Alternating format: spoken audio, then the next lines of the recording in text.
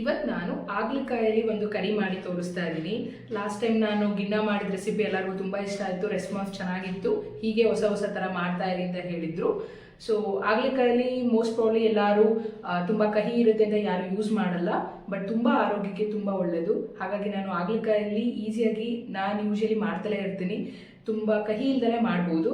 ಬನ್ನಿ ಅದನ್ನು ಹೇಗೆ ಮಾಡೋದು ಅಂತ ನೋಡೋಣ. ಮೊದಲನೇದಾಗಿ ನಾನಿಲ್ಲಿ ಚಿಕ್ಕ ಹಾಗಲಕಾಯಿನ ತೊಗೊಂಡಿದ್ದೀನಿ ಆರಿಸ್ಕೊಂಡು. ಯಾಕೆಂದರೆ ನಾನಿವತ್ತು ತೋರಿಸ್ತಾ ಇರೋದು ನಿಮಗೆ ಸ್ಟಫಿಂಗ್ ಹಾಗಲಕಾಯಿ ಪಲ್ಯ. ಇದನ್ನು ಹೇಗೆ ಮಾಡೋದು ಅಂತ ನೋಡ್ಕೊಳ್ಳೋಣ. ಈಗ ನಾನು ಫಸ್ಟ್ ಹಾಗಲಕಾಯಿನ ವಾಶ್ ಮಾಡ್ತೀನಿ. ಚೆನ್ನಾಗಿ ತೊಳ್ಕೊಂಡಿದ್ದೀನಿ. ಈಗ ನೋಡಿ, ಈ ಥರ ಮುಳ್ಳು ಇರುತ್ತಲ್ವ ಹಾಗಲಕಾಯಿದು, ಇದನ್ನು ಸ್ವಲ್ಪ ನಾವು ಕ್ಲೀನ್ ಮಾಡ್ಕೊಳ್ಳೋಣ. ಇಷ್ಟೊಂದು ಮುಳ್ಳಿದ್ರೆ ಚೆನ್ನಾಗಿರಲ್ಲ ತಿನ್ನಬೇಕಾದ್ರೆ. ಸ್ವಲ್ಪ ಮೇಲ್ಮೇಲೆ ಮಾತ್ರ ಇದನ್ನು ನಾನು ಪೀಲ್ ಮಾಡ್ಕೊತೀನಿ. ಇದನ್ನು ನೀವು ಮಾಡಿದ್ರೆ ಹಾಗಲಕಾಯಿ ಪಲ್ಯ ಅಂತಲೇ ಗೊತ್ತಾಗಲ್ಲ, ಅಷ್ಟು ಕಹಿ ಇಲ್ದಲೇ ಮಾಡ್ಬೋದು. ಈ ಥರ ವಿಧಾನದಲ್ಲಿ ನೀವು ಮಾಡಿದ್ರೆ ಎಲ್ಲದನ್ನು ನಾನು ಆ ಥರ ಮಾಡ್ಕೊತೀನಿ. ಈಗ ನೋಡಿ, ಇವಾಗೆಲ್ಲ ಪೀಲ್ಔಟ್ ಮಾಡ್ಕೊಂಡಿದ್ದೀನಿ. ಇದನ್ನೆಲ್ಲ ಈ ಥರ ಹಚ್ಚಿಟ್ಕೊಬೇಕು. ನಾನು ಸ್ಟಫ್ಡ್ ಹಾಗಲಕಾಯಿ ಪಲ್ಯ ಮಾಡ್ತಿರೋದ್ರಿಂದ ನಾನು ಮಧ್ಯದಲ್ಲಿ ಹಚ್ತಿಲ್ಲ.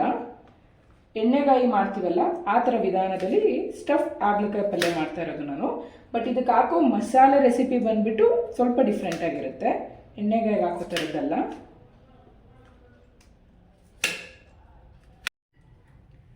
ನಾನು ಒಂದು ಪಾತ್ರೆಯಲ್ಲಿ ನೀರನ್ನು ಕುದಿಸ್ಕೊತಾ ಇದ್ದೀನಿ. ಇದರಲ್ಲಿ ನಾವು ಹಚ್ಚಿಟ್ಕೊಂಡಿರೋವಂಥ ಹಾಗಲಕಾಯಿನ ಒಂದು 10 ಮಿನಿಟ್ಸ್ ಇದರಲ್ಲಿ ಸ್ವಲ್ಪ ಬೇಯಿಸಿದ್ರೆ, 5 to 10 ಮಿನಿಟ್ಸ್ ಇದರಲ್ಲಿ ಇರೋ ಥರ ಕಹಿ ಅಂಶ ಎಲ್ಲ ಸ್ವಲ್ಪ ಬಿಟ್ಕೊಳುತ್ತೆ. ಈ ನೀರಿಗೆ ನಾನು ಸ್ವಲ್ಪ ಉಪ್ಪನ್ನು ಬೆರೆಸ್ತೀನಿ. ಉಪ್ಪು ಸ್ವಲ್ಪ ನೋಡಿ ಹಾಕಿ, ಯಾಕೆಂದರೆ ಆಮೇಲೆ ನಾವು ಕರಿ ಮಾಡುವಾಗ ಕೂಡ ಉಪ್ಪು ಹಾಕೊತಾ ಇರ್ತೀವಿ. ಮತ್ತು ಇದಕ್ಕೆ ಸ್ವಲ್ಪ ಟರ್ಮರಿಕ್.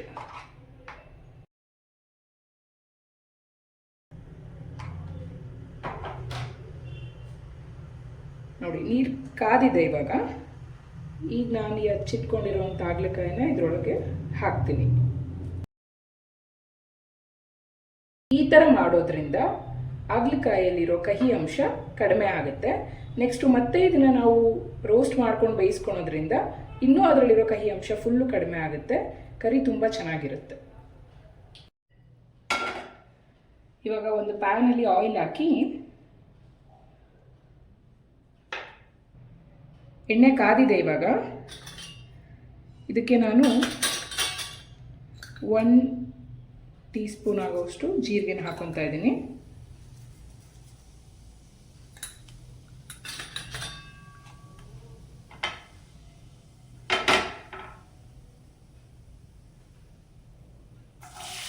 ಮತ್ತು ಈರುಳ್ಳಿ,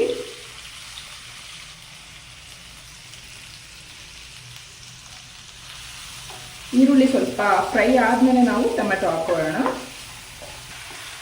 ನೋಡಿ, ಈರುಳ್ಳಿ ಇವಾಗ ಫ್ರೈ ಆಗಿದೆ. ನಾನೀಗ ಎತ್ತಿಟ್ಕೊಂಡಿರುವಂಥ ಬೆಳ್ಳುಳ್ಳಿ ಪೇಸ್ಟ್ ಹಾಕ್ಕೊಂಡಿದ್ದೀನಿ. ಚೆನ್ನಾಗಿ ಫ್ರೈ ಆಯಿತು. ಈಗ ಹಚ್ಚಿಟ್ಕೊಂಡಿರುವಂಥ ಟೊಮೆಟೊ ಹಾಕ್ಕೊಬೇಕು.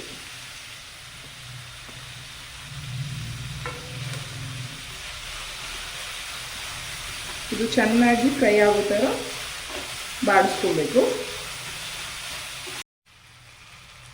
ಇವಾಗ ಇದು ಚೆನ್ನಾಗಿ ಬೆಂದಿದೆ. ಈಗ ಇದಕ್ಕೆ ಮಸಾಲೆ ಎಲ್ಲ ಆ್ಯಡ್ ಮಾಡೋಣ.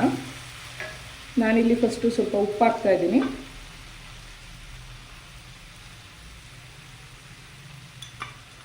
ಇದಕ್ಕೆ ಈಗ ನಾನು 1/2 ಟೇಬಲ್ ಸ್ಪೂನ್ ಆಗೋಷ್ಟು ಅರಿಶಿನ ಪೌಡರು, ಮತ್ತು ಮಸಾಲೆ ಪೌಡರು, ಧನಿಯಾ ಪೌಡರ್ ಮತ್ತು ಖಾರದ ಪುಡಿ. ಖಾರ ನೋಡ್ಕೊಂಡು ಹಾಕ್ಕೊಡಿ. ಖಾರ ಸ್ವಲ್ಪ ಜಾಸ್ತಿ ಇದ್ದರೆ ಚೆನ್ನಾಗಿರುತ್ತೆ, ಯಾಕೆಂದರೆ ಹಾಗಲಕಾಯಿ ಕಹಿ ಸ್ವಲ್ಪ ಕಡಿಮೆ ಆಗುತ್ತೆ ಖಾರ ಮತ್ತು ಉಪ್ಪು ಹುಡಿ ಚೆನ್ನಾಗಿದ್ದರೆ. ಇದನ್ನೀಗ ಬಾಡಿಸ್ಕೊಳ್ಳೋಣ.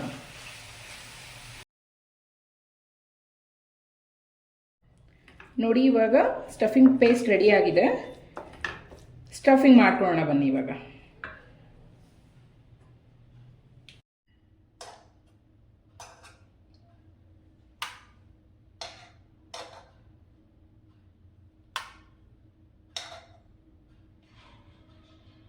ಥರ ಮಧ್ಯದಲ್ಲಿ ಸ್ಲಿಪ್ ಮಾಡಿಕೊಂಡು ಒಳಗಿರೋ ಸೀಡ್ಸ್ನೆಲ್ಲ ತೆಗಿಬೇಕು.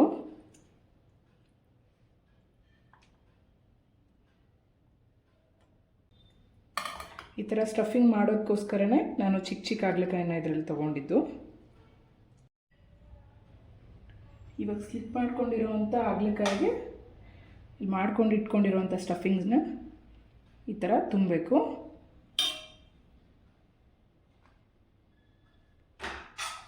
ಸ್ಟಫಿಂಗ್ ಸ್ವಲ್ಪ ಜಾಸ್ತಿನೇ ರೆಡಿ ಮಾಡ್ಕೊಂಡು ಇಟ್ಕೊಂಡಿರಬೇಕು, ಮೇಲೆ ಆಮೇಲೆ ಹಾಕೋಕ್ಕೂ ಬೇಕಾಗತ್ತೆ.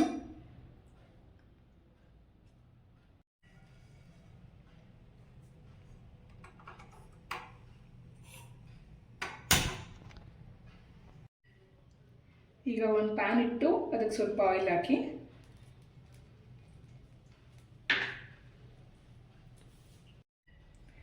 ಎಣ್ಣೆ ಕಾದಿದೆ, ಇದಕ್ಕೆ ಸ್ವಲ್ಪ ಕರಿಬೇವು ಹಾಕೋಣ.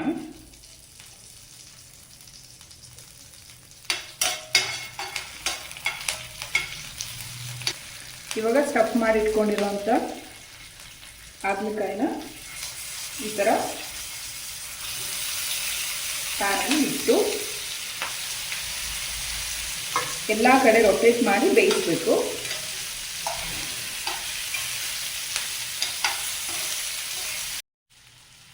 ಈಗ ಉಳಿದಿರೋಂಥ ಸ್ಟಫ್ನು ಕೂಡ ಎಲ್ಲ ಹಾಕ್ಕೊಂಬಿಡಿ ಇದಕ್ಕೆ.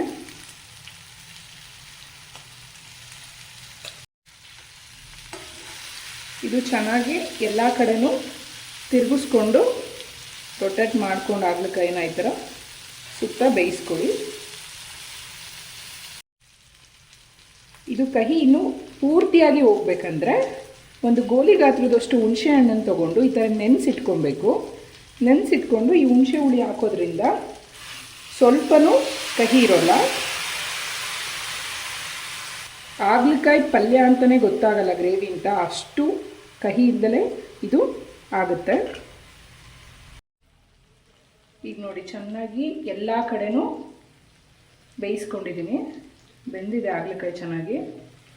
ತಿರುಗಿಸ್ಕೊಂಡು ನೋಡಿ ಎಲ್ಲ ಕಡೆನೂ ಚೆನ್ನಾಗಿ ಬೇಯಿಸ್ಕೊಂಡಿದ್ದೀನಿ. ಇವಾಗ ಇದು ರೆಡಿಯಾಗಿದೆ ಸರ್ವ್ ಮಾಡೋಕ್ಕೆ. ಲಾಸ್ಟಲ್ಲಿ ಇದಕ್ಕೆ ಸ್ವಲ್ಪ ಕೊತ್ತಂಬರಿ ಸೊಪ್ಪು ಹಾಕೋಣ. ಇದರಿಂದ ಟೇಸ್ಟ್ ತುಂಬ ಚೆನ್ನಾಗಿ ಎನ್ಹಾನ್ಸ್ ಆಗುತ್ತೆ.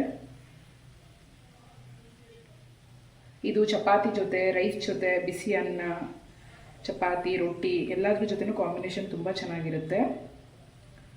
ಹಾಗಲಕಾಯಿ ಯಾರು ತಿನ್ನಲ್ಲ, ತುಂಬ ಕಹಿ ಅಂತಿರ್ತಾರೆ, ಅವ್ರಿಗೆ ಇದನ್ನು ಮಾಡಿಕೊಡಿ, ತುಂಬ ಇಷ್ಟಪಡ್ತಾರೆ. ಇನ್ಮೇಲೆ ಅವರು ಹಾಗಲಕಾಯಿ ತಿನ್ನೋಕ್ಕೆ ಸ್ಟಾರ್ಟ್ ಮಾಡ್ತಾರೆ. ಈಗ ಇದನ್ನು ಸರ್ವ್ ಮಾಡ್ತೀನಿ.